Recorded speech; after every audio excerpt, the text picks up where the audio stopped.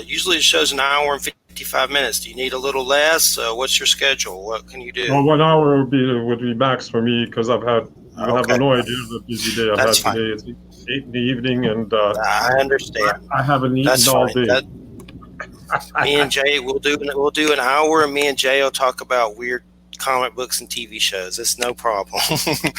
But welcome, Luke. Glad to have you here. We got Luke Blue Eagle here tonight with us. You're listening to Church of Mabus Radio, United Public Radio, and Luke Blue Eagle is the author of First Nations Crystal Healing, working with the teachers of the Mineral Kingdom. Really great to have you here, Luke. First off, what is your tribe, and tell us a little bit about that. I don't belong to any tribe. We have 4 different Native ancestors. Because of the situation in Canada, my ancestors decided quite a few generations ago that they would go into the white society, and they literally disappeared into the white society. They stopped talking about the fact that they were Native, and it's just a survival method, because the genocidal policies against Native people have been constant in America and in Canada. And so I had no idea that we were Native. And the day I moved from the family home to the Laval University to study music, that first night the ancestors came to me and told me who I was. And so the next morning I called my parents. I said, how come I've never learned that I'm Native? And they said, oh yeah, we have Native ancestors, but we never talk about it. So and they continued talking to me, and started my path right there. And I've never done anything else my whole life. I've been walking on this path from the age of 17, and I'm getting close to 70 now. Cool.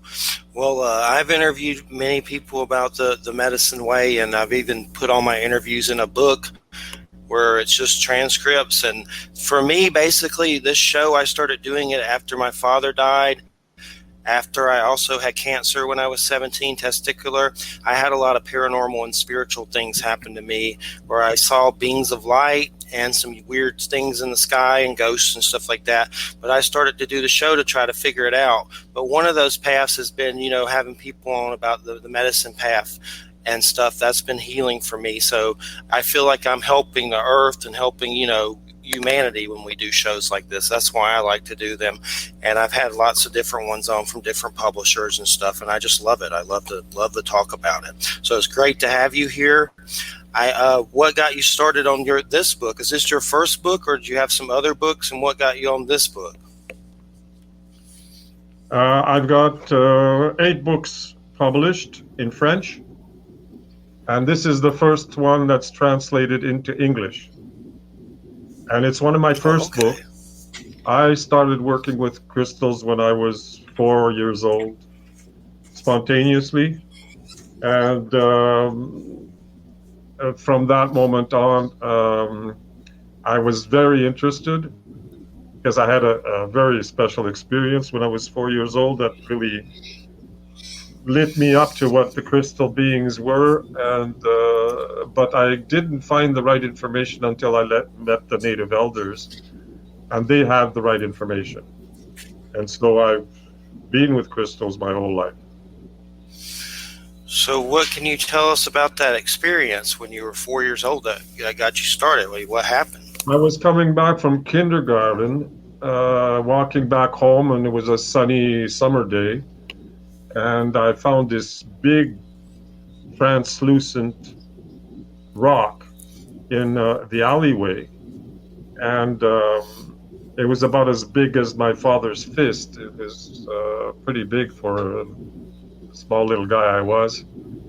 And so I brought it to my room because it was beautiful. It was translucent, and you could nearly see through it, but I've never seen anything quite like it. And so I brought it to my room, and the sun was shining in the window, and I put it on a small little bench there in the middle of the room so that the sun would shine on it, so I could look at it because it was beautiful. And I sat in front of it, and suddenly the room disappeared, and everything disappeared except this rock, and we were floating in some kind of luminous place. And for me at that age, it felt normal. I really didn't think there was anything extraordinary. I just felt it was really nice to be with this crystal in this perfect place. It was like a perfect place. You couldn't be any more luminous than this perfect place. And, as a child, after a little while, I said, "Oh, I want to go play outside." So I just came back into the room and went to play outside. And about 30 minutes later, I felt somebody or something pulling my hair here towards the sky. And instinctively, I started running. I ran up to my room. I ran up to the bench, and the rock was gone. And I spoke to my mother. The only person in the house was my mother, and she didn't go upstairs. So I was really intrigued. How could a rock disappear? And since then, I've learned that they are multidimensional beings, and that it had accomplished the task that had been given, so it just went back straight to spirit world, because they can spontaneously disappear or change dimension, and they can even grow spontaneously. We've seen crystals grow, or when they grow, it's like instantaneous. They don't need a mineral substance or anything. They just poof. They can add different points or whatever. They're living beings.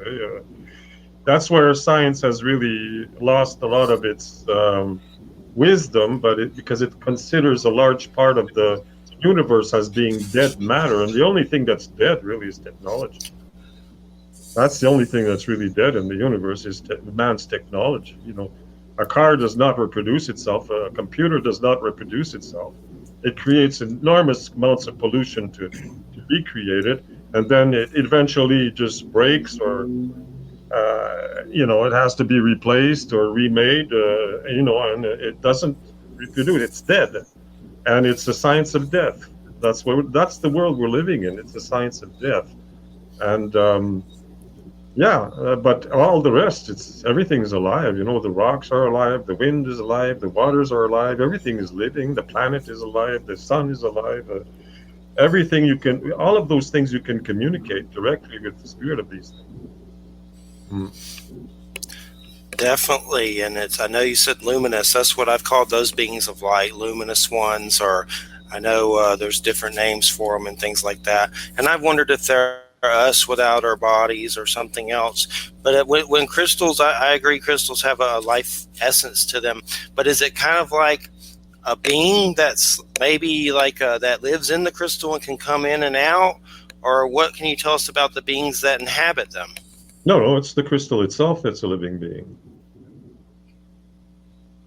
The crystal, the mineral kingdom is the foundation, if you want, and the crystals are like the flowers of the mineral kingdom.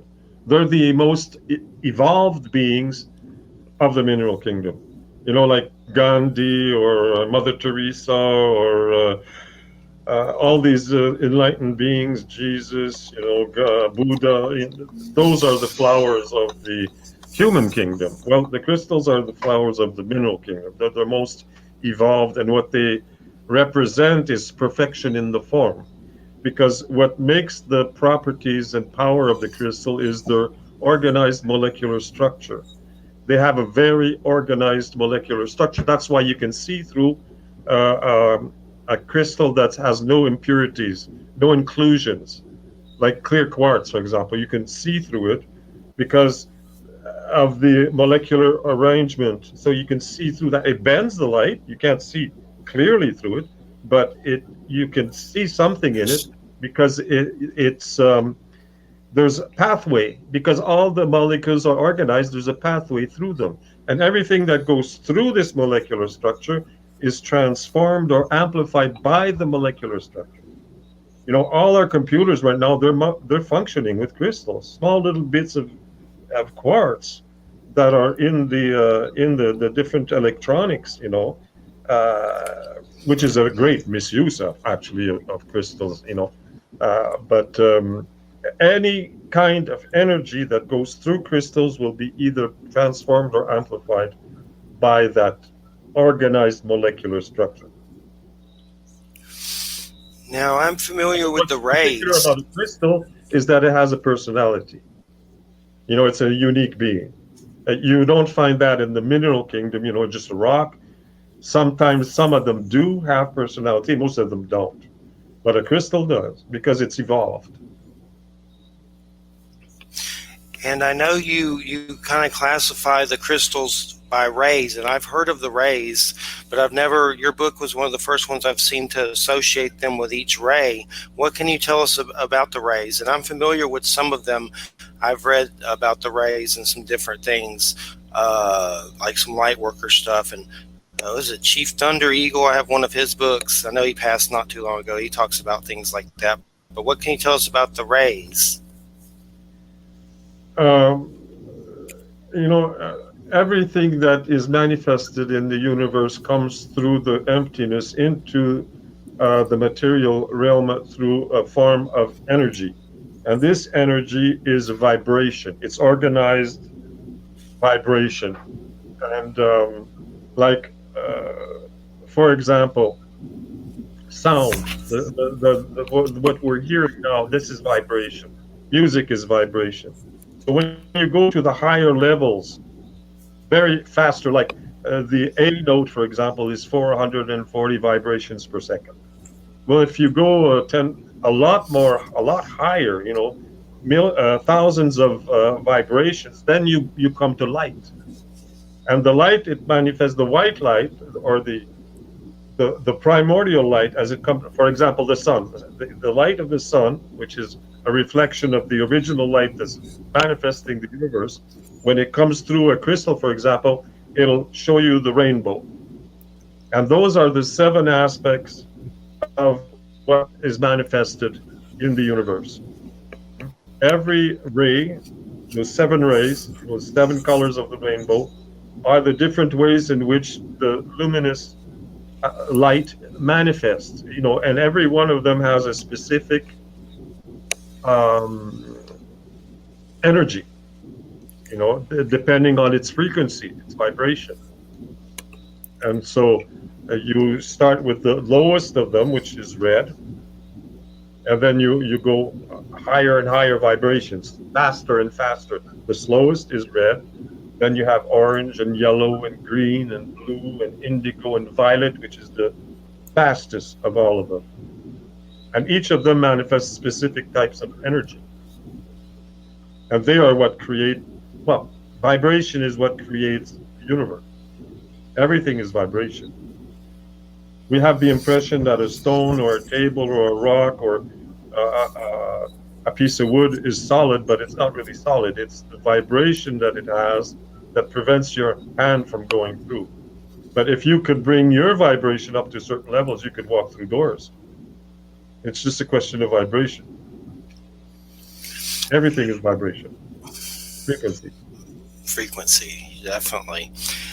And when it comes to certain attributes of the crystals, I want to name a few things, and maybe you could recommend some. And if not, just let me know, and we'll go on to another one. But let's say, for instance, at this house I'm at here now, not too long ago, we were doing hospice, me and my fiance, on her grandmother, and she passed away, and she had dementia.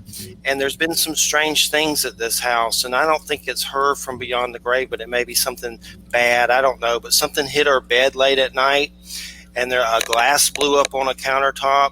That was crystal, and it was just very weird. No one was near it. The weirdest thing was something hit our bed late at night, and when we were almost asleep, and I thought something fell off a shelf, and I was looking around with a flashlight, but nothing fell off the shelf. Something really hit our bed. That was something weird. But I guess when it comes to crystals, are there any particular kind that would help boost our energy or protect us against things if things like that are happening? That's a complicated question. There's not a single answer to that because you can't. A crystal doesn't work by itself. That's the first thing you got to understand. A Okay. crystal will do what you put through it. Like the crystals in the computers are singing, buy a Coca-Cola, buy a Toyota, they're Yeah. singing whatever the human is are putting through the crystals. And so the crystal will be using your energy. People don't use crystals unless they've been thoroughly trained in the use of crystals. It's not the crystal that's doing the work, it's the person using them. So, Okay. if you know how to purify a crystal, then the one that has the clearest energy, that's the most adapted to human beings, is the quartz crystal. So, if you purify a quartz crystal in salt water, you just put a bowl of water and you put a pinch of salt in it, sea salt, and a bowl of in glass or ceramic. And you don't want to use any metal or plastic for that. Then, after 7 days, it'll be purified. And whenever you need to purify it again, you do it for 20 minutes is enough. And that crystal you can carry around on you. It will protect your energy field because it amplifies the etheric web. And when you're not using it, Cool. you I wrap. have one of those.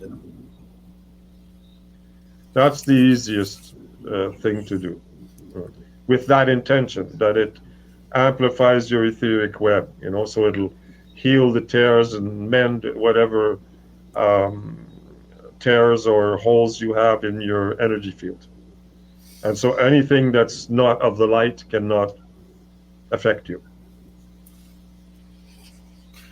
Cool. I have one of those, so I'll definitely have to utilize it more, for sure. I try to get some. I have a collection of some, but like you say, I mean, I don't know really much about using them except, and I've learned a lot more through your book about it. So that's my thing, is just figuring out how to utilize them and everything. What uh, what can you tell us about the violet ray? I've heard about that in so many different forms. What exactly is the violet ray? Well, it's the most spiritual of the rays because it's the highest frequency. So it represents the high enlightened beings. The violet ray, definitely. And what crystal works with that? It was amethyst Amethyst. or Yeah, amethyst. amethyst. Okay, very very beautiful crystal for sure.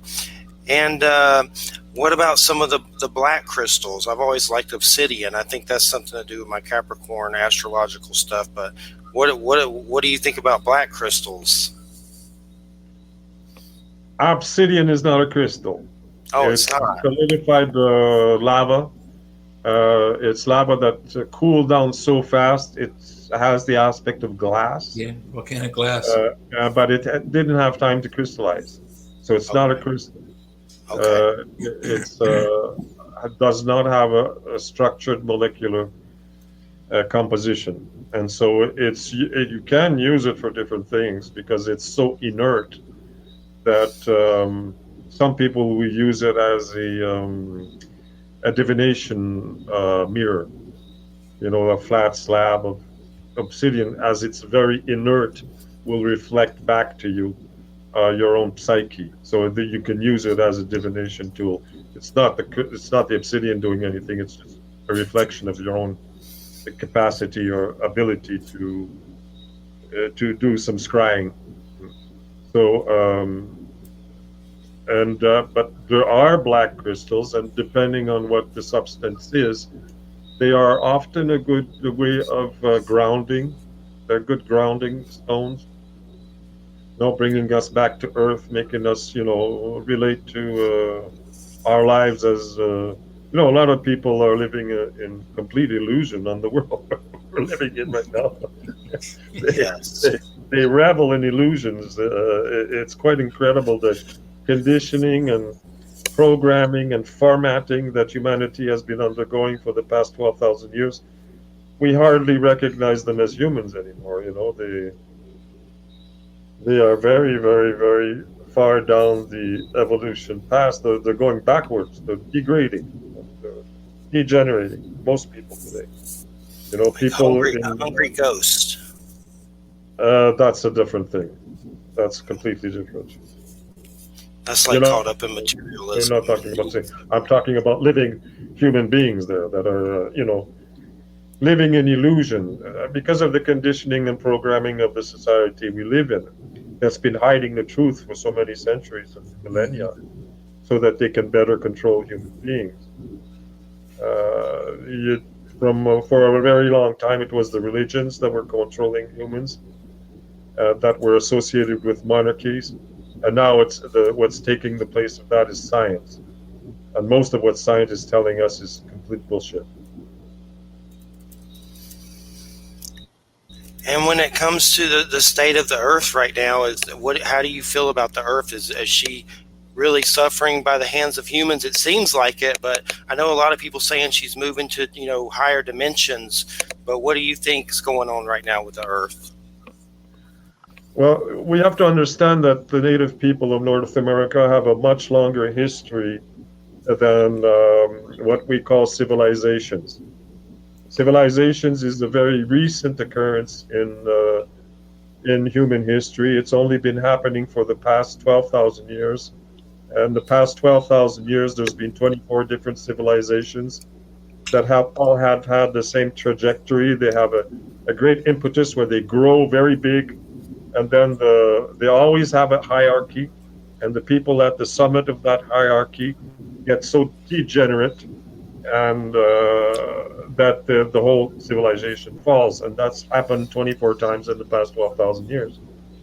Because it's not, the civilizations are all organized around one structure that is dominating others. There's always a hierarchy. It can be a monarchy. It can be the governments that we have today. You have people that are high up in power. It could be the money or whatever, and they control and they try to dominate nature and dominate other human beings, which is not in harmony with the laws of the universe, because everything in the universe is interdependent on all the others. You can't dominate anything. You have to work in partnership with what exists.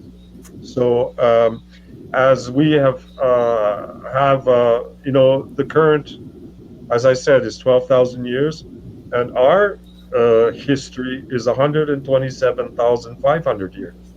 So it's a lot older. And in that time span, we've seen the same thing happened 3 times already, and it's happening for the 4th time right now, is that when man loses his way, as he's the most evolved being on the planet, and he has free will, so he can do things that are contrary to divine order, whenever he loses his way and starts working against the divine order, the planet is purified. The last one that would happen was what you read in the Bible with the Great Flood and Noah's Ark. That's the last one. We remember 2 others before that, and we're in that process today. The last time it was through water. The time before that, I'd have to go back to my prophecies to remember them. One was with fire, and another was with earth. And what we're going to see this time is all 4 elements at the same time. And what's happening actually is that the etheric web of the earth has been disturbed. And we native people really told the U.S. government and the industry that there's a certain part in the 4 corners there in the southwest of the United States that they did not want to drain the water out of that. Even if it's in the desert, if they're going to drain the water out of there, that's actually the ear of the earth that's there. It's made like a hourglass inside it, and it's a balance. It's a balancing organ of the earth, and they draw all the water out of it, despite our warnings. And what's happening is that the earth has gone into wobbling. It's moving. The North Pole is not at the same place anymore. Your day no longer has 24 hours. And what's going to happen is there's going to be a pole shift. The earth is going to shift. And when that happens, well, all the waters of the world are going to change places in 3 days. There's not a lot left after that. It's going to crap real fast every day, it seems like. I know. Americans say, the shit's going to hit the fan. And one thing I've noticed, I've felt dizzy a lot lately, and I put up a status on social media asking other people if they were feeling dizzy, and like a ton of people were saying they felt dizzy. It was like That's I the felt like I was in a electromagnetic horror movie. pollution of 5G. That's the electromagnetic pollution created by 5G. And then I know there was the Inuit tribe or something warned the government too, but I know a lot of natives have. But the pole shift, all four elements going off, it's kind of and then the things going on with COVID and all that craziness. There's been so many deaths with that. That's kind of like a weird, creepy purification too. That's terrifying on many levels. But definitely strange times that we've been in. And America's weirder than ever. It seems like it's about to turn into Mad Max here or something. And it was like that during Trump, but now it feels like it's still like that. Like it's at Worse. the verge. Yeah, it's crazy. All politicians suck, Jay, but nonetheless.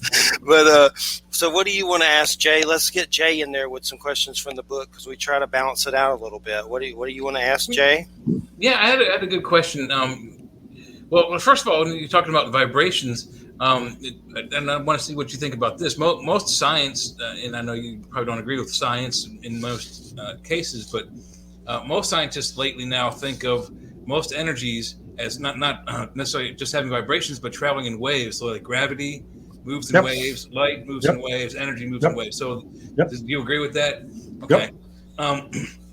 So I'm not as knowledgeable about crystals as you are. I mean, I like minerals. I like crystals. I have a small rock collection on top of my entertainment television cabinet, and but there are those crystal skulls. There's like supposedly like 13 of them. And there's the Mitchell Hedges skull, and supposedly someone, and I don't know who it was. Maybe it was Mitchell Hedges. One of those two gentlemen said that they think that they're data storage units, and they think that there's some sort of information in them, and they're wondering how to get the information out, and they think that if they get all 13 skulls, they find the 13th skull, they put them together, some sort of projection will happen. What do you know about that? If they are storage devices, because we use, like you said, crystals and quartz in our computers, and they use quartz as a data storage unit. How do you get that energy, that data out? Well, you need a high level a crystal practitioner. Yeah, it's an ability to read the crystal. So if the data comes out, is it just the crystal reader is able to see it, or is it like projected on the wall? No, just the crystal practitioner that can see it. So it's like he picks it up like radio waves in his mind? How do you call this? Clairvoyance. Yeah. Clairvoyance. Okay. Yeah. Okay. So that definitely travels in waves. So I've always thought that is fascinating. I mean, the crystal skulls, they're made in such a way that we can't replicate it, and they're ground across the grain or the grooves of the crystals themselves. And if we were trying to make them today, we would crack the skull in the making of it. So, do you have any idea how they were made? Nope. Yeah. I'm not very. I have some of my friends that are into the crystal skulls, but I've not had any interest in it. I know that there's a lot of them moving around. People have made a lot of them, and the original ones, I haven't been into that knowledge, and I haven't learned. I know some people. I've seen the original 13. I've seen 2 of them that were at one of my teachers' places, and I could sit with them for a little while. They are powerful, and they do hold a lot of knowledge. All crystals hold a lot of knowledge, but the form they have makes them more able to hold more. They can hold more knowledge than normal crystals. Mm-hmm. And I have a few crystals that I use in that capacity to store knowledge in them. I'll hold them when I'm at a teaching, and if they record what's going on, and I come back to that vibration of what was happening. But I'm not very knowledgeable about the skulls. So through a clairvoyant kind of thing, while you're holding the crystal, what do you think goes into it? Come again? So when you say you use your crystals as data storage, how do you, same thing, like through clairvoyance while you're holding it, what you're thinking goes into the crystal? Yeah, it's a vibration. It's reading the vibration. It's very difficult to describe because it's happening in your mind. Eh? Yeah. It'd be very cool if we could do that. I mean, just think about how many things you could put in those, in like just a couple of handfuls of stones you find on the ground. Because we use these computers for storing all of our data right now, and they're, like you said, they're clunky. They tend to go bad. The process of making them is poisoning the planet, and when they do go bad, we throw them away, and what happens? They poison the planet. So it's not good technology. And this may be a little off key, but you talked about this first rock you found, that it went back to another dimension. It went home, I guess.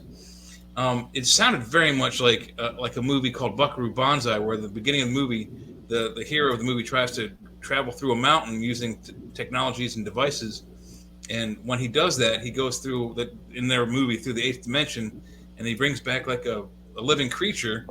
And then throughout the rest of the movie, other creatures from the eighth dimension come back and try to kill him. So is it possible? I mean, would we be able to actually at some point move through dimensions, or is that just beyond our capacity at this point, technology-wise? Oh, sure. You don't use technology. You don't use technology. It's much easier to move through dimensions with your psyche than through technology. The science that could make that possible does not exist. Yeah. Because you have to understand that the technology is made of material stuff.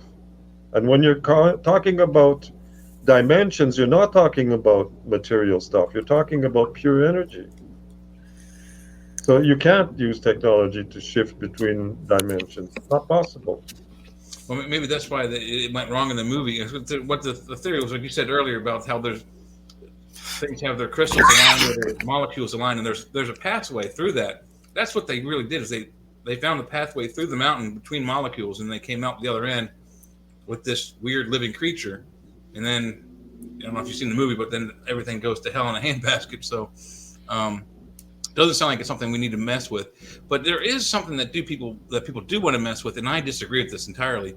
Now, I agree that we're messing up the planet, but people want to fix climate change. And in my opinion, climate change is something that's natural. It's been occurring on the planet since before humans got here. It's been happened since the atmosphere formed, that the planet goes through various points of very hot and very cold. It cycles through hot and cold, hot and cold, hot and cold. And people want to stop this process. If we do that, we're killing ourselves, are we not? In a way, there is some sense in what you're saying, is that what we need to do is come back to nature. Mm-hmm. We have to come back to our gardens. We have to make our own food. We have to take care of the earth. Every family should take care of 1 hectare of land, 2 acres of land. On 2 acres of land, you can feed your family for eternity. You don't need more than 2 acres. And there you build your own little private paradise. And that's, every family should protect that 2 acres of land. That's the only thing that we could do right now. Because the powers that are creating this mess right now, they don't want us to do things like that. They want us to live in a technological world because they can control us through technology. And it's all a question of domination and control over other human beings, and that's why there's so much disinformation that's being fed through the media, and you can't seem to make sense of anything that's happening because none of it is true. None of it is real. What's really happening has been hidden from the public for centuries. Okay, what's really happening is all hidden. The agenda of what's happening right now with everything we're seeing, we're only seeing what the media is telling us. And the media is not telling us the true story at all. It's been hidden for millennia, and so when you need to come back to what's real, you need to come back to what's true, and that's the earth and all living things on it. So every person has to come back through nature by creating their own garden and their own sacred space on earth in nature and simplifying their way they live, getting rid of as much technology as possible. We can't get rid of all technology today for the simple reason that we're so degenerate that we would not be able to survive in nature anymore. We don't have the knowledge and we don't have the physical prowess to do that anymore. You Hmm. know, our bodies are a lot less stronger and a lot less resilient Yeah. than what we had, you know, even 100 years ago. You know, we've become very soft and very feeble, very Yeah. feeble on all levels. You know, we're degenerating on a physical level, on an emotional level, on a mental level, and on a spiritual level.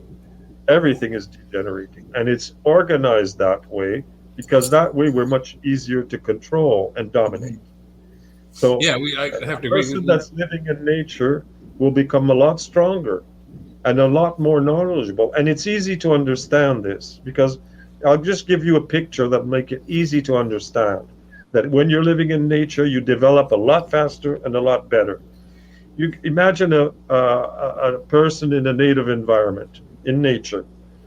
So they're with their parents all the time. So emotionally, they're very protected. There's a lot of love going around. Everything is community. Everybody's helping each other.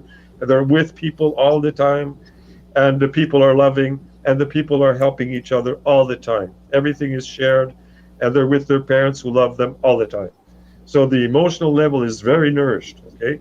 And their physical body is experiencing the wind, is experiencing the rain, is experiencing the sounds of the animals and the everything in nature is around them is moving all the time. And there's animals and there's lightning and there's the stars and there's water moving and it's constant. The stimuli to the five senses is constant, constant, constant, and it's multidimensional. A lot of things are happening all the time, and there's a lot of spirituality because you can't survive in nature if you're not spiritual. Yeah. Because you have to be able to communicate with all of these beings because they all have an influence on you. The animals have an influence on you. The plants have an influence on you. The elements have an influence on you. If you can't communicate with them, you're not going to survive. So your spiritual aspect is very organized. And your mental aspect, well, it's incredible because of all these stimuli. And you have to remember everything, you know, because you're walking in the woods. You know, a white man, you put him in the woods, in 5 minutes, he's lost because he can't recognize what's around him. He hasn't got the memory to memorize what's happening. But in nature, people have to develop a very powerful memory if they're going to survive, you know. Hmm. So now you put the same child and you put him in a classroom. Okay, you've got four walls around him. He has to stay sitting all day. He has no emotional input. The teacher can't touch him because he might be brought to court. You know, people in nature they're touching each other all the time. There's lots of emotional, you know, loving, caring atmosphere. You know, there's no stimuli. You know, the walls are not moving. You know, there's no sounds coming from nature.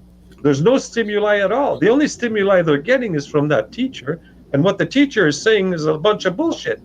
Yeah. So how can that people develop? He can't develop. He's underdeveloped, and that's the world we're living in.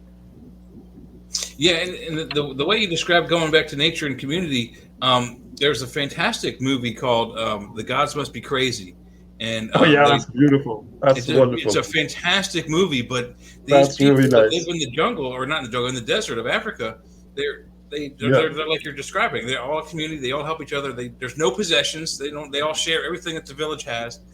And then this little plane flies over, and they drop a Coca-Cola bottle and into the middle of the village, and the whole thing goes crazy. Everybody wants the bottle. It's all of a sudden there's this great thing that people want. So the tribal elder has to take the bottle and walk to the edge of the earth to get rid of it, so that their peace and harmony can come back to the community. So it's a fantastic. Uh, it's a beautiful film, and yeah, there's a sequel to it. yeah. I've got them both in my DVD. I've got Must Be Crazy I too. need to see Well, those again. It's been a that's while. I'll have beautiful to because check it 'em out. really you really have a true depiction of the beauty and loving, caring atmosphere that exists around a native environment, and also the physical strength. You know, when that man starts to bring the bottle to the end of the world, earth, he's running all day. Hmm. He starts running and he doesn't stop. He's running all the time. He never stops. He never gets tired. Well, it's a great commentary on both worlds, both the technological world and the native world. Like in the beginning of the movie, there's like they show this lady. She goes to put her mail in the mailbox, so she comes out of her house, gets into her car, drives to the end of her driveway, 30 feet, gets out of her car, puts the mail in her mailbox, gets back in her car, drives back up 30 feet to the front of her driveway, gets out, goes back in her house. Who does that? I mean, just get out of your house and walk 30 feet. I mean, just the stupid things that we do as technological beings is incredible. Just how bad technology. I mean, think about things like the radio, the television, and the internet. All three of them could have been fantastic teaching tools, but all three of them have been bastardized into just crap. You turn on the television, there's nothing but junk and violence and these stupid reality TV shows like these they have these court shows. People are fighting each other over my girlfriend dated this boy, and I can't stand watching some of those shows. They could have been turned into great tools. Instead, we perverted them into time wasters. Ads and commercialism. Ads, commercials, the video games you play on your cell phone, all of it. It's worthless and it has no value and it wastes your time. I mean, I actually had to take a break from Facebook because it was consuming so much of my time in my cell phone and on my computer that I stepped away from it for 2 years. Because I was at work going, oh, what's happening on Facebook? And then the supervisor walked by going, what are you doing? Oh, nothing. Technology, I agree with you, Luke. It's horrible. It's just not good. But I want to ask you about some actual some processes you do in the healings. I'm not real familiar with crystal healings, but I know some of the other alternative healings, like they have I don't know what it's called, but they take those little glass cups and they heat them up and then they put them on your skin and it suctions up.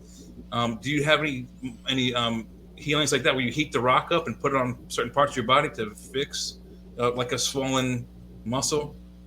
Nope. No? I would have thought there would have been something like that. So what do we use the energy of the crystals for? What are we trying to fix? Anything. Anything. So they could fix a broken bone. Yep. Really? Now, how does that work? Can you describe what process would you go for someone who's got a broken arm, for example, and then what crystals would you use? Well, first of all, you have to put it back in place. Right. And that's actually one of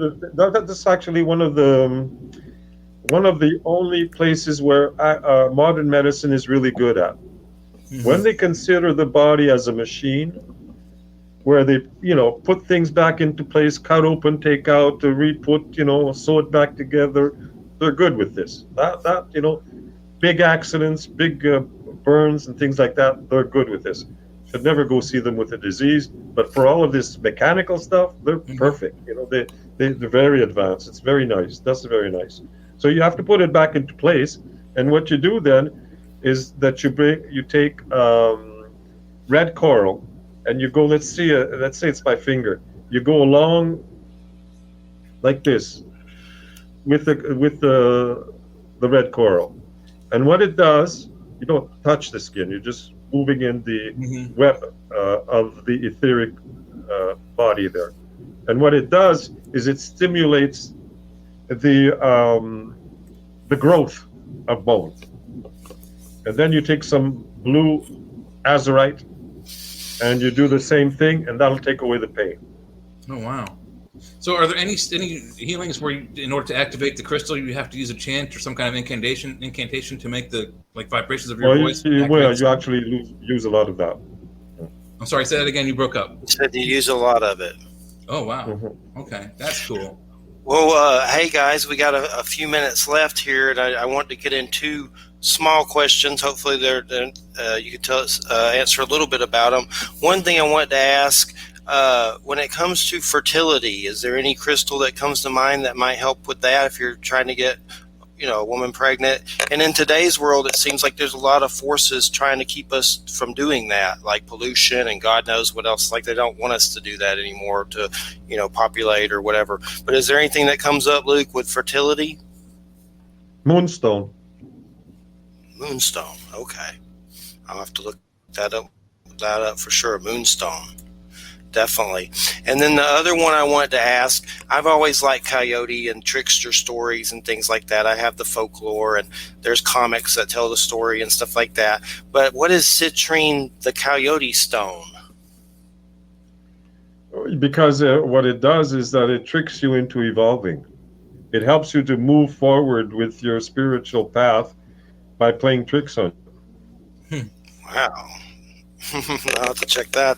I know there's a little chant that I've seen from coyote, and I've made the mistake of doing it too much, and I've had some weird stuff happen, so I try not to do it anymore. But I've always found those stories, and a friend of mine here in Florida wrote a book about coyote called, his name's Al, OWL, going back, but it's called Coyote Rage. It's fiction horror, but yeah, the coyote's in it, and he's basically trying to get rid of humanity because of what they've done to the animal friends and all of his allies. He's basically trying to take over the earth. It's a good book, but I've always found coyote very interesting. But I'll have to look that up for sure. Coyote stone, for sure. I know it's in your bio, so that's why I asked. Well, we got a few minutes, but let's plug Luke's book. And I know he's been busy and needs to go get a good meal. We all do right now, for sure. I'm feeling tired myself lately. Let's see, where's the best place to get? First off, Luke's book is First Nations Crystal Healing, Working with the Teachers of the Mineral Kingdom, and that's Luke Blue Eagle. Do you have a website or a particular place where you want people to go to get the book, or what would you like to plug? Yeah, there's blueeagleshop.com. blueeagleshop.com, and also you'll find the archive up here, and I have the Amazon link on there, and that's Inner Traditions. We have several more native guests coming on in the next 2 months from Inner Traditions, so you can check out their site. That's where Luke's book is.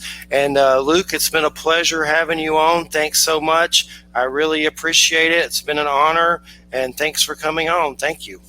You're welcome. Yep. Thanks. Have a good time. You'll be You well. too. Bye. Send us some chi with a crystal if you can. We need it. But take care. Take care. Have a good one. Get a good meal. Take care. Good night. All right, everybody. You're listening to United Public Radio, 107.7 FM New Orleans. And Luke was out doing a healing, and he needed a meal, so he only did an hour, which is fine. But now we're going to free ball it, baby. That's right, because that's what we do. Free balling. Yeah, it's a song, isn't it? Luke was dropping the S word, so hopefully I don't think that one's that bad. And Jay's doing beer online. He's going to get JoJo on him. Is that a beer? Hide the label. It's a brown bottle. Could be root beer. That's the JoJo rule, though. Oh. But anywho, you look tired, Jay. I feel tired. I am. I look tired. Yeah, we're both tired. I've been going all day since like 10 a.m. So things have just been weird energy-wise. Like, does things feel weird everywhere, or just something feels weird? I don't know. It's like draining or something. Everybody I talk to is really tired. He says from 5G, baby. 5G, baby. It's possible. I mean, this is my first 5G phone, and that's I like the phone, but I wake up 5 or 6 times in the night to go to the bathroom, and then sometimes I can't go back to sleep, and then when I do go back to sleep, it's like 20 minutes to get ready to drive to work before I'm late. And then when I get to work, like the last couple hours, I'm just like, just dragging along. It's either we're too far from the sun or too close to it. I don't know what, but something feels out. Something does feel off. Luke says 5G. I know Christina, she breaks out on her hands when she has her phone a lot. She has a lot of hand pain, and like little cuts will pop up, and they happen more when she's on her phone. It's because it's that 5G going through her, baby. That 5G. So I dropped my phone in the bathtub today in the water, and it's okay. So, just totally dropped it into the water, but got it really fast and saved it. So, luckily, it's all right. But it definitely scared me for a minute. No doubt about it. But I was going to bring up Reservation Dogs. That's a good show on Hulu about natives. That's really good. Reservation Dogs. I've been watching a little bit of, personal indulgence in this show called Below Deck Mediterranean. It's about these people who they're the stewards and the deckhands on a private charter yacht, and it's okay, but it's reality, and there's weird drama on there. But I watch for the pretty girls, so. Well, on Hulu, you got Hulu. I don't know. I turned off most of my subscriptions anyway, so just to save some money because this house is it's not too expensive, but I gotta save money so I don't get evicted here. What we do in the shadows is on Hulu. That's a good funny vampire show. That's hilarious. Yeah. And on then the same guy, wasn't it? It's on FX. It comes on FX. Okay. But it's like a new Addams Family or Monsters, but crazier as hell. It's by the guy Takiti Wakiti or whatever his name is, New Zealand dude. He also did Reservation Dogs. He did Thor, Love and Thunder. Or was it Ragnarok? He did one of Love and Thunder. I think he did the third Thor movie. I think Love and Thunder isn't out yet. That's this year or next year. He's doing that one too. So he did Ragnarok in that one. He's really good. He was in The Mandalorian. He was that robot. He directed an episode of Mandalorian. He was that bounty hunter with the tower head, the IG or whatever. IG series, yeah. Yeah, okay, he was that. That's cool. And he also did Wellington Paranormal, another funny cop show about paranormal stuff. That's a spinoff of What We Do in the Shadows and all that. I'll tell you something we've been watching. Got 2 episodes left on Netflix. Squid Game. That is crazy. Squid Game. Oh, Squid. SQUID. Calamari. Game. It's very popular right now. One of the most viewed series from South Korea ever on the earth.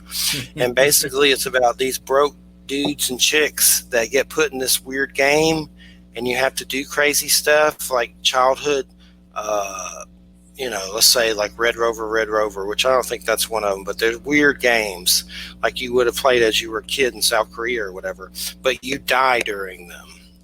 They shoot you. If you lose, you die. And then there's this big old giant thing of money that you get if you win at the end. But it's crazy as hell. Like, it's really good. But it's nuts. It's called Squid Game. I'd highly recommend it. But and there's a weird dude that wears a mask. They all wear masks, but the contestants don't. But there's a really cool old man, South Korean old man that's a really good character with dementia. It's sad about him, but it's violent. God, it's crazy. Sounds like it's the Running Man for real. It is like that. It's like the Running Man and stuff like that, but it's definitely crazy as hell. It's definitely 9 episodes the first season. I have 2 more to watch, but you can watch it. I'm watching it dubbed, so they have it's well done dubbed, but you can watch it in the native language if you want. But I don't want to read no subtitles. I space out when I'm doing the hooba, so I can't be reading subtitles. But nonetheless, What do you think about this new show that Demi Lovato's got, where she's like, what if aliens were already here? Duh. I have it, but I haven't watched it. Maybe one day. I'm just curious. What does she bring to the table that we haven't been talking about for the last 8 years? I didn't even know who the hell she was. Yeah, she's some pop singer or something. I was like, until I saw it. Yeah, I see the commercial. I'm like, why are you even on this subject? You're like brand new to it. I've been studying this stuff since I was 11 years old. It's 44 years I've been looking at this stuff, and all of a sudden, here's this, pop star Stila. Aliens are already here. Well, no kidding. Of course, they're already here. There's when it comes to pop music, I don't think I like anyone. I've never liked pop music. Classic rock or nothing. Gross. Yeah. But anyway, I know I just saw on Halloween, Kanye, Justin Bieber, and Marilyn Manson were at a Christian prayer. They're all dressed in weird white and weird robes and stuff, and Manson has some robe on. It pissed a lot of his accusers off, of course. They're all doing weird Christian prayers. It's like a weird cult. You can look it up. Justin Bieber, Marilyn Manson, Kanye, and it's the weirdest thing. Like, watch it on YouTube. It's just bizarre. It's like a weird, like if they're about to drink the Kool-Aid, what's going to happen? Kool-Aid, guys.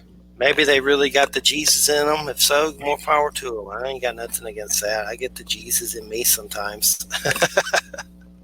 All the time. That pig doesn't shut up, I'm going to kill it live on air. Let's have some bacon. This pig is the loudest spoiled pig I've ever seen. I call it Hell Pig. Some man sold it to us for $100 at Walmart.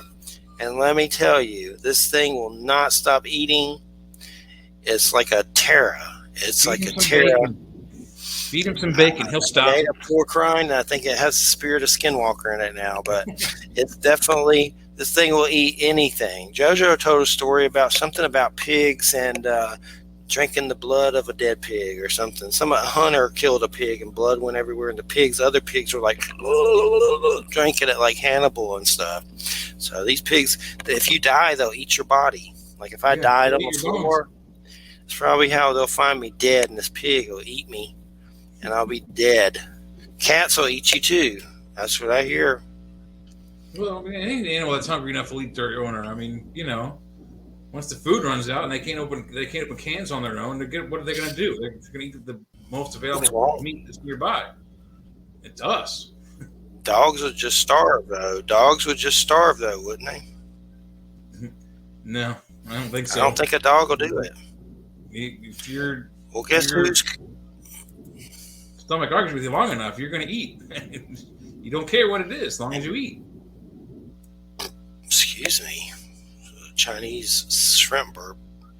But anyway, somebody canceled November 12th. We got Wild Trees returning. Wild Trees. I don't know why the hell this dude calls himself Wild Trees. That'll be a question I'm sure we'll ask him next week. UFOs, biologist, animal behavior, Black Lotus Productions, paranormal, and Wild Trees. That's his name. His name's Wild Trees. So what do we call him? WT? I don't know. WT? You call him Leaf Erickson. Yeah. I don't know. He does UFO things all the time. He looks like he's baked, so he'll fit in fine. Yeah. But no, you have Netflix? I don't know. Like I said, I turned off almost all of my subscriptions. The only thing I have right now is Peacock, but I get that for free because I have Xfinity. You got Wi-Fi, the real Peacock, the whole enchilada. Like you can get Halloween Kills on there. Yeah, I watched Halloween Kills. Yeah. Did you see the first one though? The one before that, I don't think so. But I did see Halloween Kills. Well, you need to see the one before. That's the sequel to the 2018 one. So it kind of starts off with that. So that was crazy. Halloween Kills. Did you see it? Halloween Kills? Yeah, it was good. Crazy. It was crazy. Oh, that dude from Breakfast Club was in it. Anthony Michael Hall. Yeah, he was one of the survivors in it. Yeah, not no more. Halloween Ends comes out next year. It was violent, so violent. Yeah. A lot of people died. A lot. Yeah, and how did he get back up? They messed him up. What do you got to do? Cut his head off? I mean, why don't they just cut his head off and not do it? Or would he? That would be the first thing I did. He's supernatural. We know that much. He's supernatural in nature. So the more Jamie Lee Curtis's character said, the more he kills, the more powerful he gets. So he kills a lot of people. I mean, the opening minutes, he kills 11 first responders. So it's energy. Yeah, that was crazy with the fireman situation. Yeah. And with that weird pickaxe thing, he was, oh my god. And the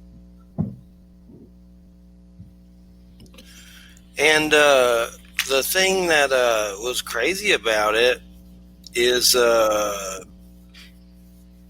just nuts. Like it was just nonstop. It seems like a part one of two because they market it as like this is the last Michael Myers film, but he stands up at the end.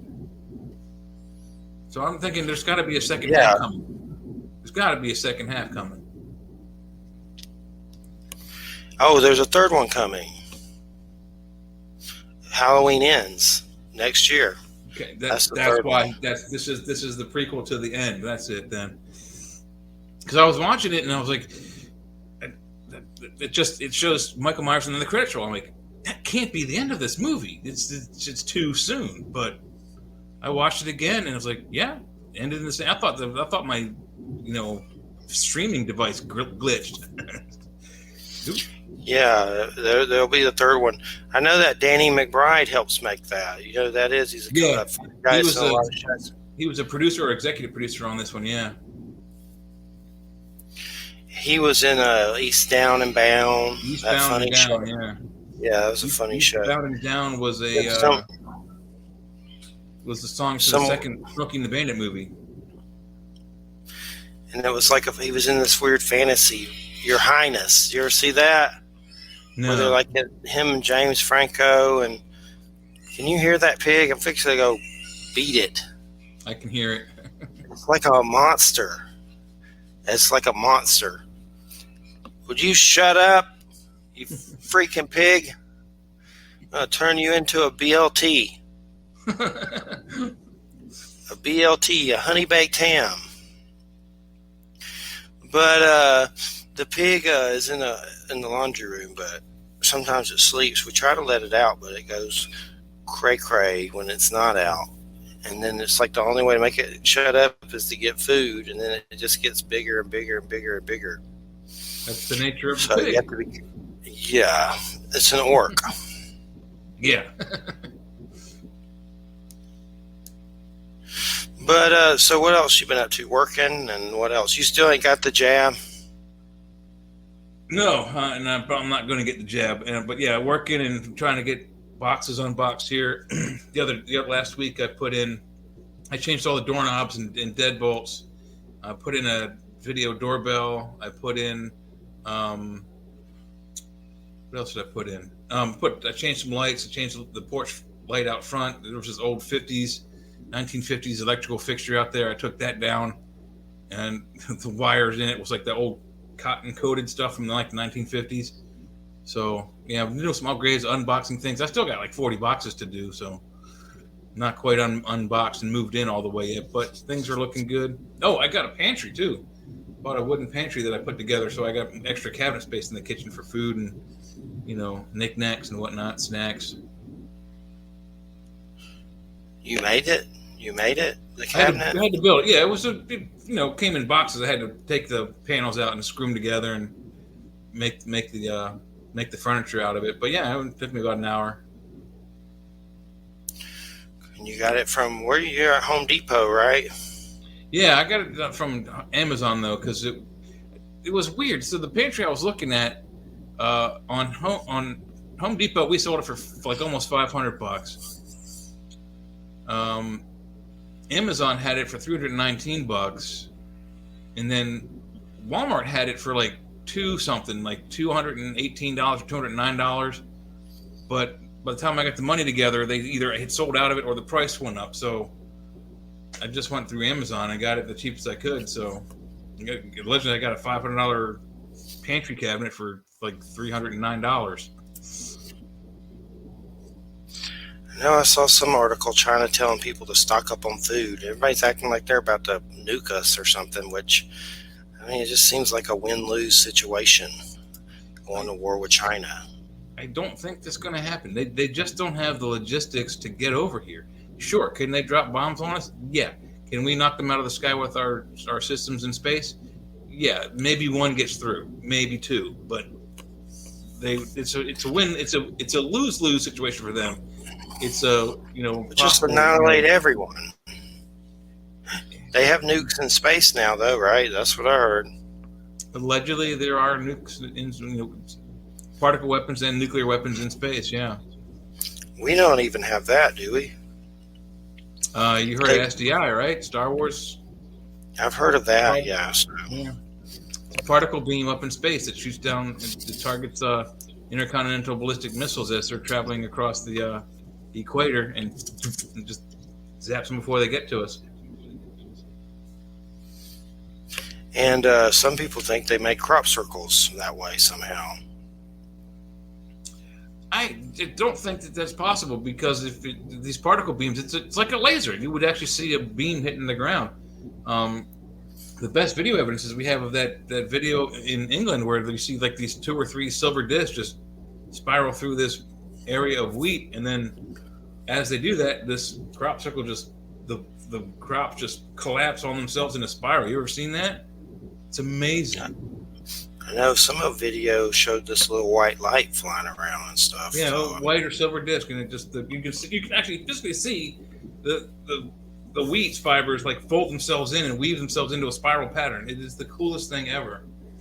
I would love to get my hands on the actual live footage, the data disc or the videotape, whatever it is, to analyze that. But it's pretty authentic looking.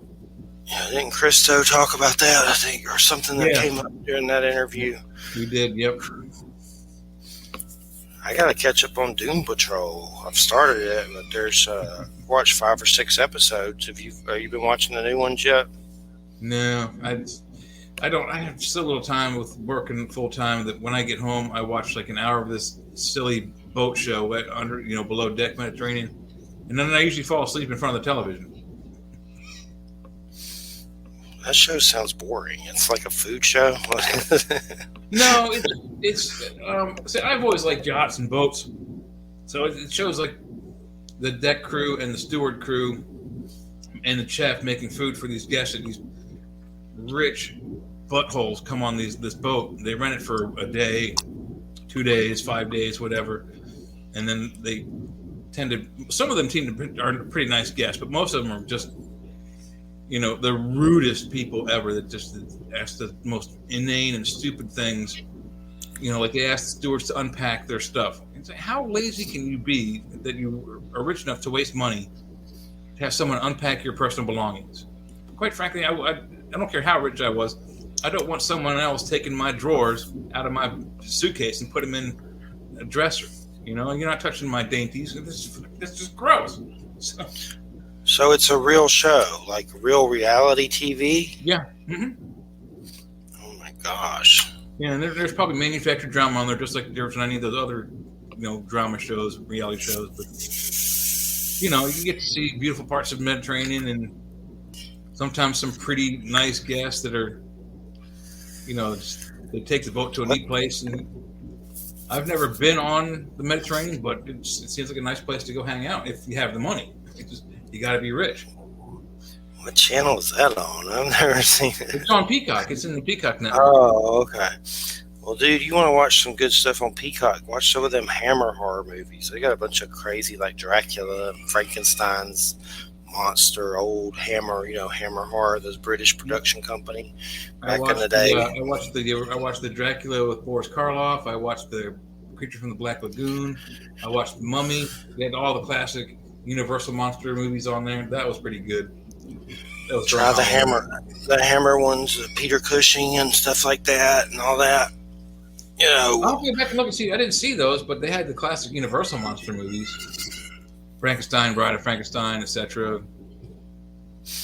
Shut up, you pig! Anybody want a pig? I'll mail it to you. I'll take some bacon though. If you take him out, send me some honey baked ham. Apple smoked bacon. I'll take some of that. You want some sugar? Some honey baked ham? Spiral cut? You gonna spiral cut? And then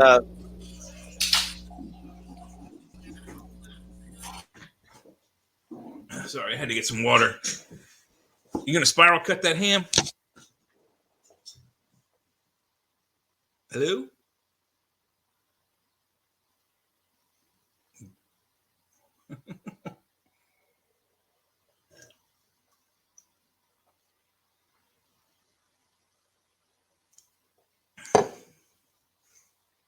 there we go. And yeah, pretty much. But it'll calm down for sure. But as far as earlier, we saw some weirdo. Christina saw some dogs run by the lake. They look weird. That it might have been coyotes or something like that. Do they have coyotes down in Florida? I don't know.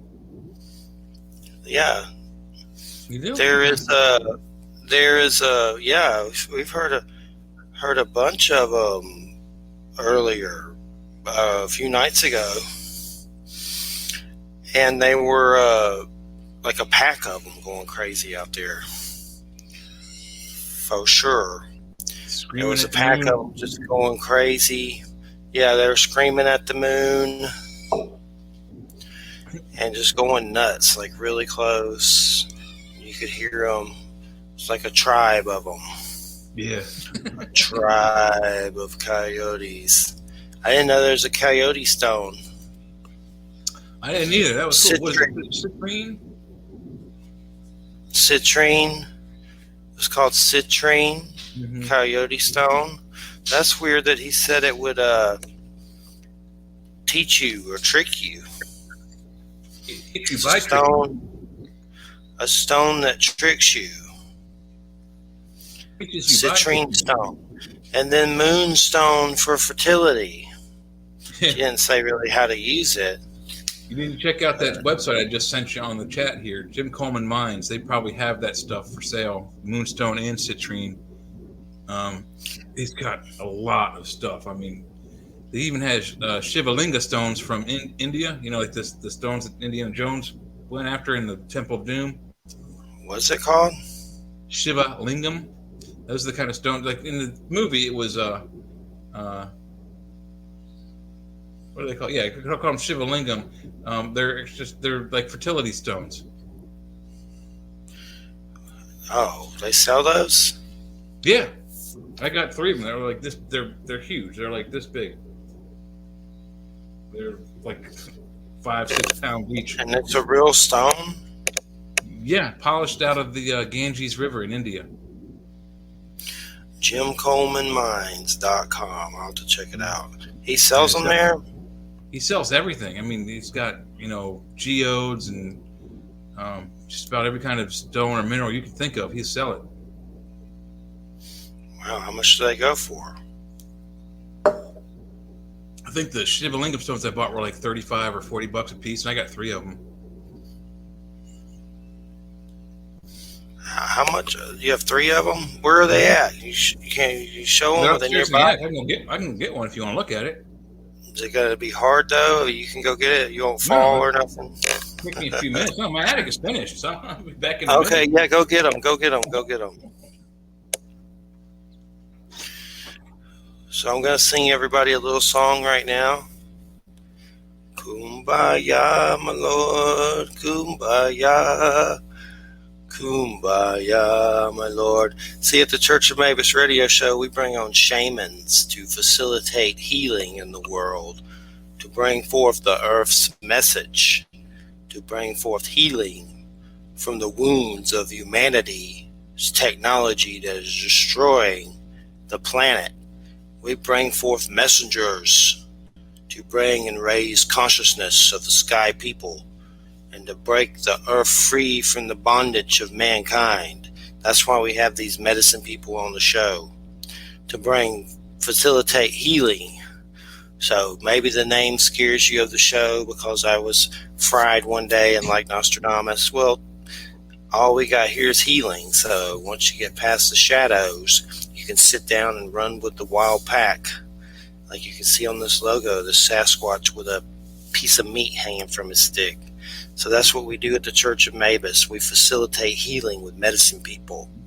So don't let the name scare you. It's kind of like listening to Alice Cooper, but he's a Christian. His name's creepy, but when you get down to the creamy goodness, it's the load. The load. So, all right, Jim Coleman's Mines. So, yeah, I bought these 3 different Shiva Lingam stones. I think this is the smallest of the 3. Say the name of it again. A what? Shiva, like the god Shiva, and then Lingam. So they call them in the movie. They're Lingam stones. They're fertility things. You see them in India. Wow. And this one weighs probably about 5 or 6 pounds. But and that dude sells them on this site. He's got them on his site, yeah. You remember in Indiana Jones, the one had 3 lines in it? It had the 3 white lines across it? Well, that's because some of them sometimes have 3 lines like that. Wow, how much is that? That was $45. They had like $35, $40 a Looks piece. like it Yeah. costs more than that. No, that's when shipping maybe added in on that. But yeah, I got 3 of them. This one kind of looks like you probably can't see it, but it's got like a little spiral fingerprint pattern, like a tree. You see some of it right there. Okay. So yeah, How's it a fertility stone? What do you do with it? there's like, if you look it up on Wikipedia, there's like these things where they stick these stones into like a thing that holds it up like that, and they say if you put it at like the head of your bed while you're having sex, you'll get pregnant faster. No kidding. I don't know. I haven't tried it. Send me the name of that in my Facebook when you can. It's on that Jim Coleman site. Yeah. How'd I know there's not a little alien in there that pops out that has a big doinker or something weird, that lives in that egg? A Shiva egg alien. If you get one, you'll find out. Oh, God. So that's what happened to you. That's why you're so tired. Yeah, it's a different kind of program. An alien with a crystal being with a doinker lives inside that thing. Yeah, no, I don't think there's any creatures inside of them, but they are cool. I mean, they're Shiva egg. They're polished by the River Ganges, and I don't know if you were to throw to someone and knock them out. I mean, this thing weighs it. River Ganges. Yeah, the Ganges River in India. Wow. Everyone gets the bad thing. Yeah, I wouldn't get in that river. There's I have no way to you check could them out. That dude sells them? Jim Coleman has them. Okay. I'll know them when I see them, probably. But send me the name of them if you can on Facebook, so I can remember, because that's a weird name. Yeah, I wrote it on the chat here, but yeah, it's weird, but they're cool stones. I mean, I collect all kinds of stones and minerals, so. And I got 3 of these to go with. I was going to put them in. I was going to use them as a part of my Indiana Jones costume. I was going to put them in like the bag that Indiana Jones carries. It's like I'm not going to carry 15 pounds of stone around for a costume. So that idea went. Why did Indiana Jones have them? Is he trying to get somebody preggers? No, Temple of Doom. He had to retrieve those stones. Yeah, that's where they got the idea for those stones. That was the main artifact. Mm-hmm. Yeah, at the end of the movie, he climbs up the cliff and he holds that up on the cliff with the 3 lines on it. The other 2 fell to their demise in the river with the crocodiles and the bad guy. But he got one of them. He went there to get the stone back for that village that helped him when he fell out of the tree or fell out of the plane. I saw someone just died on the Indiana Jones movie they're making. Someone croaked. Really? Wow. Someone just died on the movie that Alec Baldwin was making too. Yeah, that was crazy too. Mm-hmm. God, why do they have real guns on there? Are you stupid? That's the way the Crow guy died. Didn't they learn anything? Bruce Lee's son was murdered, well, not murdered, but died in the same way. They were practicing, and they didn't. The blank was filled, and they shot him with the blank bullet. They killed him. Yep, Crow. Yeah, Brandon Lee. Yeah, they have real guns on the movies for a couple reasons. One, when they're not pointing it at a person, when they show from the back, like in the movie Predator, when they show them shooting through the trees with the Gatling gun, and they're shooting live ammo while you can see the live ammo is knocking the trees down. That's one of the reasons. The other reason is there isn't a fake gun that makes smoke, like you can see with the blanks. And the blanks, they don't technically send a projectile out, but there is a wad of cotton and a lot of gunpowder that comes out from the barrel. And if you're close enough, that wad of cotton can hurt you. And that wad of cotton is what killed Brandon. That's a wad of cotton?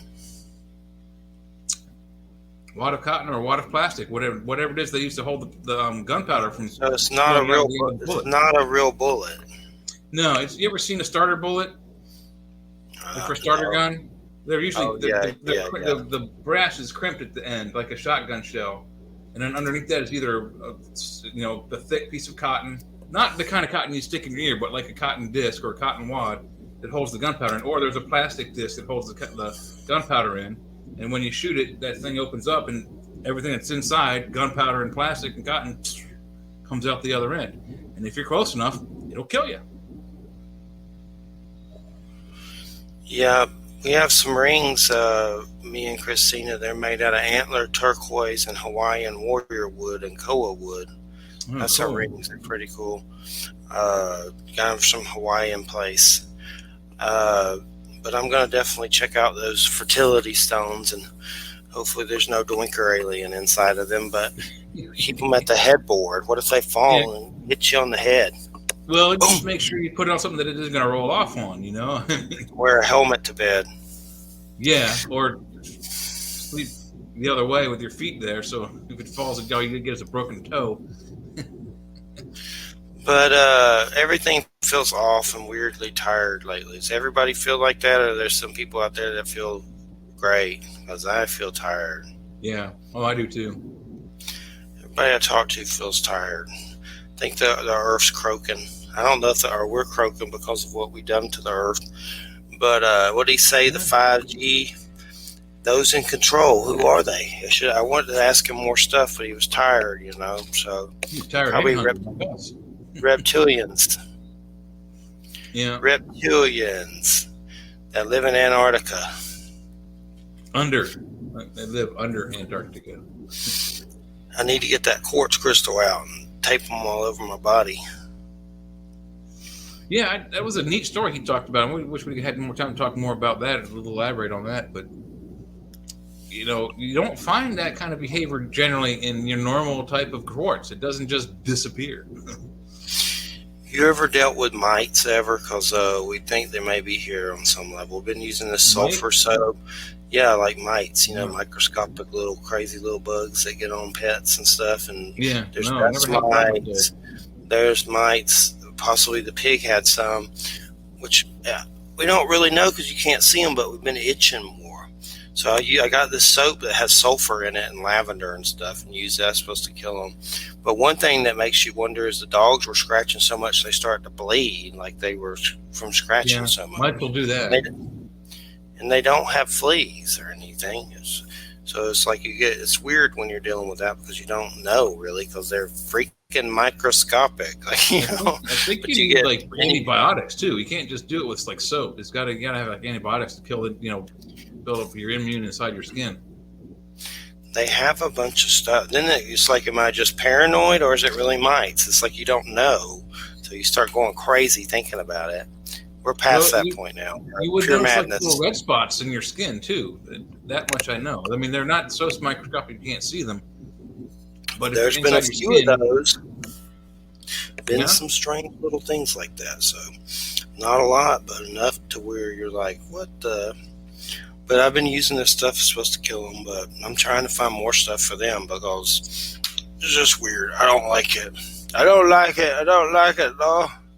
Well, allegedly, lavender doesn't necessarily kill, but repels many bugs. So if you put lavender, either like the air scent things, the oils, and you plug them in, little plug-ins with lavender scent, or you get lavender plant throughout the house, that tends to repel bugs as well.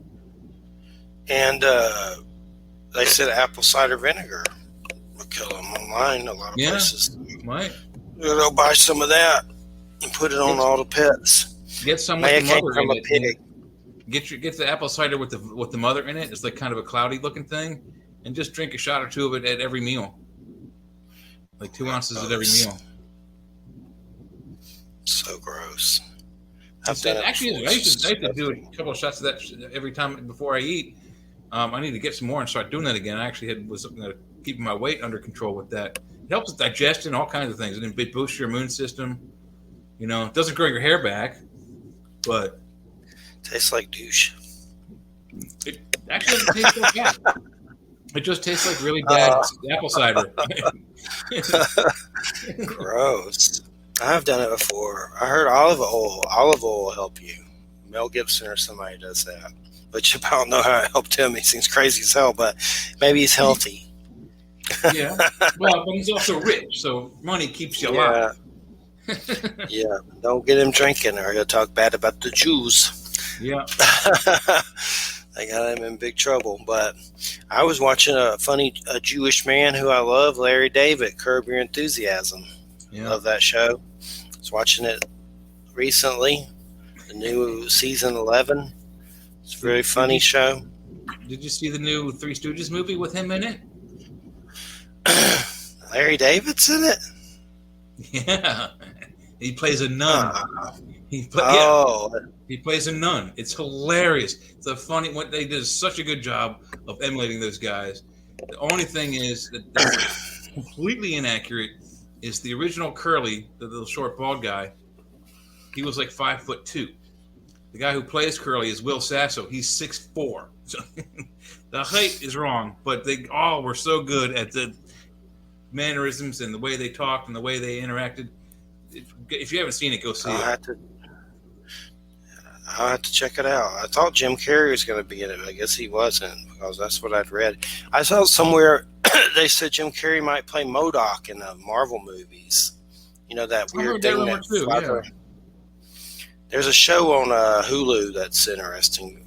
That's kind of like claymation kind of stuff, stop motion. It's called MODOK, but it's kind of stupid funny. But I'm thinking Jim Carrey will be like in the Marvel universe as MODOK. Yeah, and should be interesting. Allegedly, he's reprising his role as the Riddler in the upcoming Batman movie too, isn't he? That I don't think is true. No, that's Paul Dano that's doing that. That's a different actor, a good actor. I heard because they're bringing back Michael Keaton and Val Kilmer as other. That's going to be in going to be in the Flash movie. But Flashpoint Paradox, yeah. The Batman with Robert Pattinson's got Paul Dano is playing the Riddler. And the Riddler is like a serial killer that's killing the crap out of people. But the whole story is Batman's kind of like a serial killer. Like, he's kind of angry and killing the crap out of people too. So the whole storyline is kind of like, you know, here's this dude that's killing people too, chasing the dude that's killing people too. So it's going to be dark, which I'm looking forward to it. I know Colin Farrell's a Penguin. It looks kind of weird, but still, he looks strange. He does not look like Colin Farrell, that's for sure. Like, he looks weird. I was looking at it. There's some funny thing with Christian Bale watching the trailer, and he would react to it and stuff, but it kind of looked like Dark Knight's Return or something. It was like some of the scenes were very similar. But I hope it's good. Hopefully it's good. And hopefully there's a Joker in it again sometime. I always like when Joker shows up. I don't think he's going to show up in that one, but he might show up in a sequel or something. I know they're doing more of the Joaquin Phoenix Joker movies, so that first one was good, but it was just so weird. It was Did you weird. see that newest one? Yeah, it was weird, really strange. But he's a fantastic actor, so I mean, I can't say everything he's in is good. Everything I've seen him in, I've liked. So, well, I'm sure once he starts getting more powerful and rising up like a mafia and stuff, it'll get crazier and he'll get more Jokerish, you know. Yeah, that was just kind of like the origin story. So I'm sure as he gets more power and everything, they have a new Joker comic that I've been keeping up with. It's on issue 10 or 11 now. It's just called Joker. I know there's one certain comic where he fights these like hillbilly cannibal people, like House of a Thousand Corpses and stuff. And Commissioner Gordon's looking for him. He's gone AWOL, and they're all like the police are all looking for him. And the whole thing is Joker. Like, he's got his own series. Wow. So that's pretty cool. I was looking at Batman comics. It's hard to jump on some of this stuff. There's so many. Like, you don't even, like, just to try to keep up with it, it's retarded. You know, there's just so many. You don't even know where to start. I know James Tynion just stopped writing for Batman. Now they're introducing some new Batman people. That might be a good place to jump in. I don't know. Issue 118 is a new writers or whatever. But it's just confusing. You just got to pick a jump-in point. I mean, I was collecting kind of regular in the 90s. You know, some comic book stores give you a subscription. They have a page of all the comics that they bring in, and you put a check mark next to the ones you want to pick up every Wednesday. And, you know, I got like all of the X-Men books and all the Spider-Man books. I got like most of the Superman books and some of the Batman stuff. But, you know, they came out with they redid the Captain Marvel Shazam in the DC universe. So I jumped on that right away. So I got like the first 2 years of that, you know, issues 1 through 12 and 13 through 24 or whatever, for the first 2 years. But it's a lot. I mean, if you want to collect, like, the way they get you to buy more books is like the story they have. That, say you're a Spider-Man fan and you're following this one story in Spider-Man. Well, that story is going to jump over to another Spider book, to another Spider book, to an X-Men book, to a graphic novel book, and so you have, in order to get the whole story, you got to buy a year's worth of books from 5 or 6 different titles. That's what they're doing right now with the story called Devil's Reign in Marvel. Mm-hmm. And I was like, do I really want to jump on this? It looks like a pain in the ass to even keep up with. Like, I was just thinking I'll skip it. Wait a year till the whole story plays out, and then just buy the graphic novel. Yeah, that's the best bet for sure. I know I recently got... have you seen Immortal Hulk? That's really good. That's a great one. I picked those up recently. There's only 50, and it's complete, but basically it's Hulk, but it's kind of like horror. Like, it's by this guy named Donnie Coates, and it's really good. Like, it's crazy. Like, it's not like any other Hulk story. It's kind of like some H.P. Lovecraft meets the Hulk or something. It's crazy. Oh, wow. But it definitely brought Hulk back big time. But they just ended it on issue 50. And the Thing and the Hulk got in a big fight, and the Thing kind of whooped up on the Hulk, which I still need to read. Thing whooped up on the... No. Nah. Yeah, that happened. It happened. But they fought before. The Thing's pretty big. Like, he's about to have his own series, too. Or I don't know, maybe just like 6 issues or something. But yeah, I like the Thing. Thing's big, he's strong. But the thing about Hulk is that the angrier he gets, the stronger he gets. And the angrier he gets, the bigger he gets. He's like Michael Myers. Yeah. Allegedly. Yeah. In unboxing all of my DVDs, I came across my entire run of... I've got all the Incredible Hulk movies and TV shows. I don't have the... I don't think I have the Edward Norton movie, but I've got all the TV movies. I've got the entire run of the TV series. The TV series was awesome. It was one of the first well-done Marvel, any comic, period, TV shows ever. Before that, they had Spider-Man with Nicholas Hammond, which was like 2 or 3 seasons, but it was... The special effects were hokey. You remember that show, the original Spider-Man live action? I don't think I saw that one. I don't know. It was pretty hokey. When you go to spray his web, you could see, like, it's supposed to come out of here, but you'd see, like, the ejector send a string from back here, and it was really bad. But it was the only thing available at the time. And then a few years later, Incredible Hulk comes out, and I don't think, how old was I when that came out? Probably 15, and I watched it religiously until it was over. I know that ISIS lady croaked. Who's that? The actress that plays ISIS. Oh yeah. The ISIS. Yeah, she did. I found that. I've got that DVD set, and I've got the it's a home version. It's like it was like the guy transferred his VHS recordings of Shazam onto disc. But you can buy the good one on DVD. But I got Shazam and I got ISIS on DVD. That was a good show too. Yep, and I've been trying to keep up with Spawn, and I don't know if I'll ever get every one of the Spawns, but they luckily have been coming out with these omnibuses with 50 issues in each one. I guess they're going to do them all right now. The second one comes out in December, and there's 50 issues in each color omnibus. But I've been also trying to get the single issues, but it's kind of like a crazy task that is just nuts because there's so many. And now they've released some new Spawn titles: King Spawn, Gunslinger Spawn, and The Scorched. So now there's like more Spawns that just started, so it's hard. And then if you go broke one year, 3 seasons of Spawn on DVD from HBO. Those are really good. I wish they would have finished those. They're really good. I need to watch those again. It's been a while, but for some reason they canned it, which was stupid. Advertising money. It wasn't bringing in the money they wanted, so they canned it. They did that with Deadwood, which was really stupid. I don't know what they're Star thinking. Trek. Almost to pick any version of Star Trek. Do the same thing with almost any good TV show. Firefly. I heard that they the reason they did Deadwood, Rome, and Carnival is because some murder happened at HBO with some guy's family, and he was running, and he came back and got rid of all the violent programming, like some weird crap. And those shows were, I know Deadwood was doing good. It won like Golden Globes and stuff, or Emmys. So it's just weird when they do stuff like that. It's just crazy. finally they made a movie for it, which the movie was good, but why not just do some more of it? You made a mistake. Keep deadwooding. Maybe one day. I haven't watched that new Sopranos movie yet. I heard it pissed a lot of people off. The prequel movie, Saints in Newark. That is. I've seen it on Peacock. Yeah, I didn't know that was a prequel for. Yeah, wow. Okay. Yeah. That's a prequel for Sopranos. James Gandolfini's son's in it, playing him. His real son. Oh, wow. Playing him, Tony Soprano, young. I'll watch it eventually, but I saw it upset a lot of Italians, or a lot of people. It upset the mafia.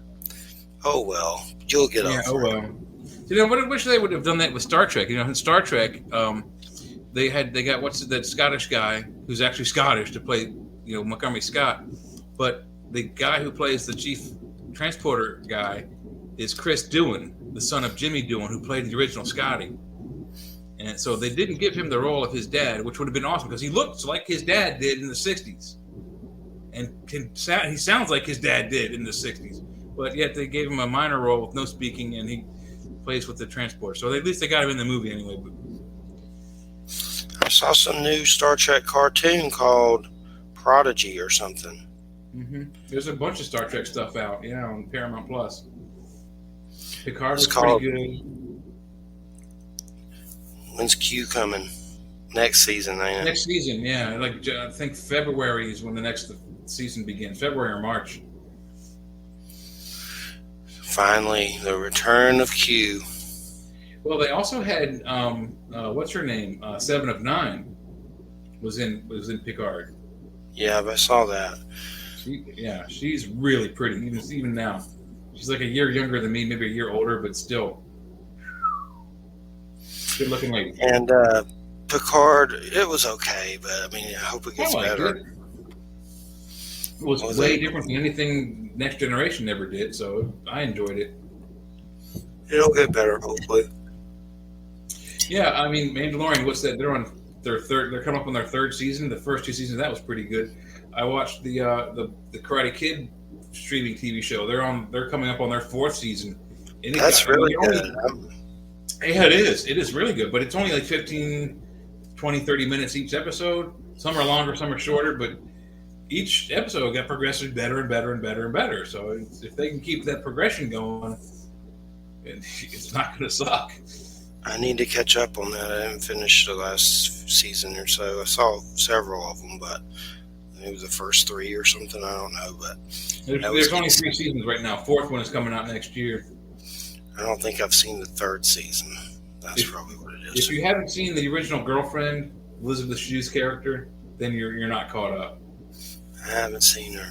Yeah, she's in the 4th season. I'll check it out eventually. Faux sures. But Squid Game is a good one to watch. I got to catch up on Doom Patrol. And I forget what else. There's so many. I need to watch Dune. That's on HBO Max now, I'm pretty sure. Yeah. Dune, the movie. I need to get my HBO Max back on. I'm a huge Dune fan. I've read the book, and I'm dyslexic, and reading sucks. So for me to have read a book that's that complex 5 or 6 times, that's saying something. And I've actually watched the original movie, the David Lynch movie, with the book, and some thumb from the book and see how close they got. They were okay. It was not entirely accurate to the book, but they were close. Then I watched the David Lynch extended movie version where he took his name off of it, and it's Alan Smith. He's the director. It's a little closer to the book than David Lynch's version because it's the rough cut they did. The extended version is the rough cut that came out after he cut it down from 6 hours. So originally he had a 6-hour movie on his hands. Then there's the one on Sci-Fi, which was okay, and then this one they say is the closest to the book ever. But they've gender swapped and race swapped to several of the characters, so I don't agree with that necessarily. It doesn't make it true to the book, but we'll see. They always do that crap now. Yeah, it's getting. If you want to stay true to the book, you don't swap. They don't really tell you the races of each person in the book of Dune, which is fine, but they tell you the gender. You don't just gender swap something because it's director's creative. It's not creative. You're changing the book. So it's like they just announced that Superman's son is bisexual. Wow. Well, no wonder That's some of the weird. writers are jumping off of those books. Did you see about that? Some of the They writers were threatened violently, and the police had to get involved. Like I was getting that, and now I'm like, do I want that? I don't care what people do in the bedroom, but do I want to see Superman's son like doing dudes and stuff? Not really. I mean, I don't. I'm hetero. Why would I want to see it? Yeah. But I mean, what people do is their own business. But I don't really want to see it personally. It's a marketing ploy for one reason only, is to get the homosexual community to buy the book. Yeah, really there's something about it. Like, am I going to get the next issue of this? I don't know. If people do what they want to do, I don't care what you do. It's your business. Well, but if see Superman doing some little pink-haired emo boy, I don't. It just doesn't. Well, if you ask my opinion, since the comic books authority is no longer governing what's going on through comic books, that kind of subject matter shouldn't be in there, because you got kids that are, not even of age to learn about sex yet that are getting these books. It shouldn't be forced in their face. I'm for, characters if they want to have them do it, but I don't know. I just personally, not for me.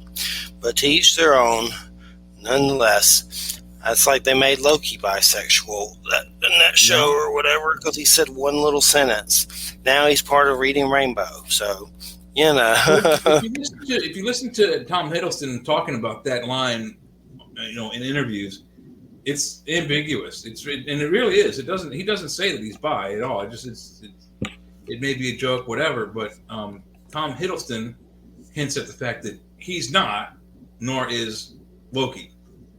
So himself as the actor and himself as the actor playing Loki, neither one are bi.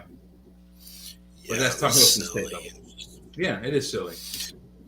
Or if they're going to do it, make a new character or something and do it. Why do you got to turn American classic favorites into that or whatever? Why not make a new character and let them do whatever they want until till their socks fall off? Why you got to turn Superman? I know that Dean Cain Republican Trumplegooch guy was going crazy over it and complaining. It was pretty funny. He was all upset about it. I'm not upset about it. I'm not going to go crazy and threaten to kill anyone over it.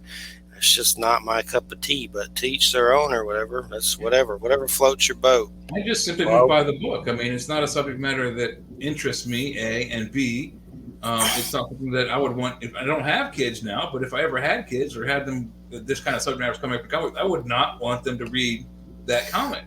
It's not the comic book's place to teach my kids about these subjects. That's on me, period. School shouldn't do it. Comic books shouldn't do it. TV shouldn't do it.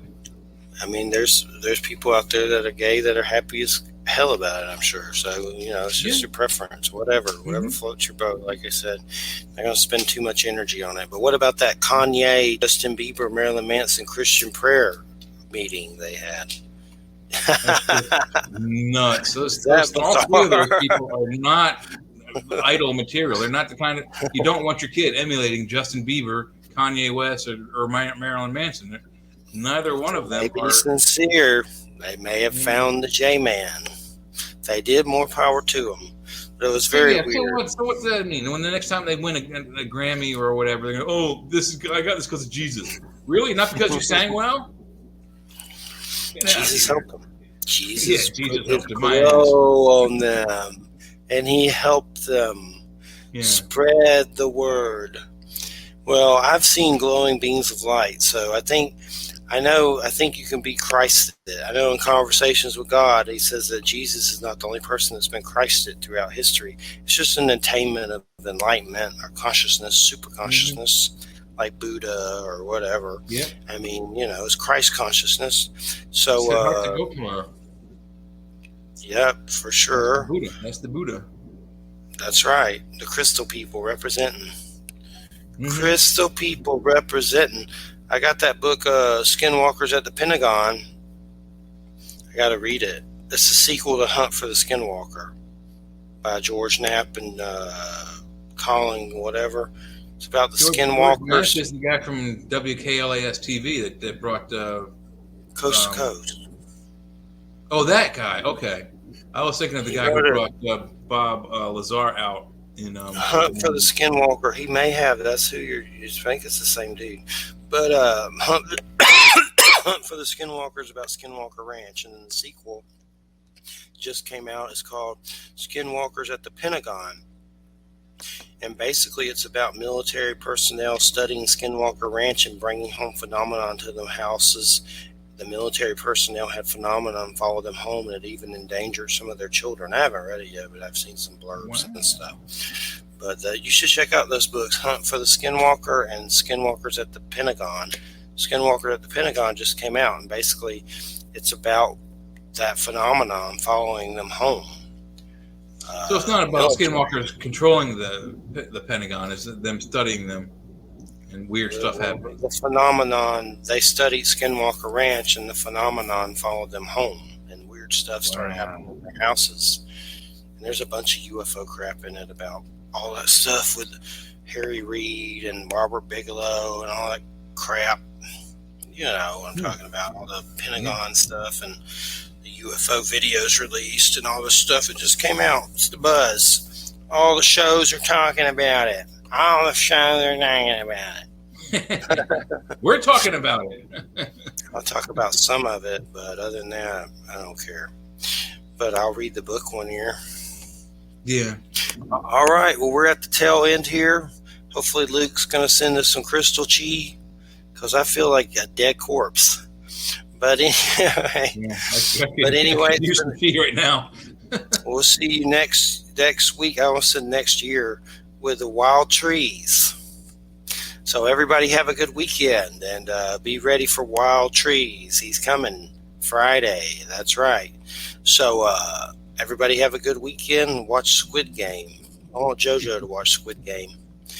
All right, everybody. Take care. Good night. Good night. I bid you welcome. Good night. End broadcast. End broadcast. There.